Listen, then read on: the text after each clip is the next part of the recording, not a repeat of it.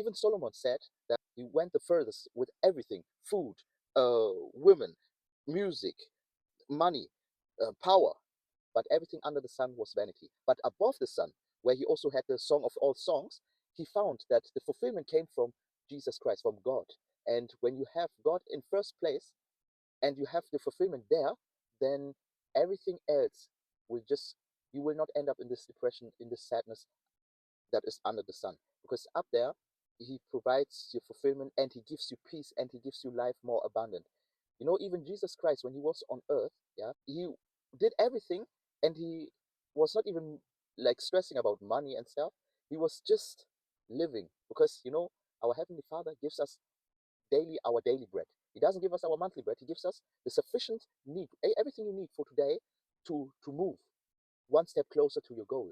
Take your fulfillment from Christ, and all these other things will be added anyway. Plus, we as humans need to be more thankful because, you know, have you ever had this feeling where you always dreamt of having this job, and after you got the job, after 6 months, you were like, you did not appreciate the job, but there was a time where you felt like, if I just had this job, I would be so much happier. I would be so fulfilled.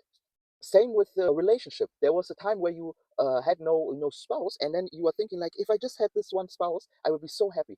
And then when you get her, after some time, maybe some years, you're like, this is, you don't appreciate the relationship. And the same goes also with things like your house, your cars, your vacation, or anything you always dreamt of.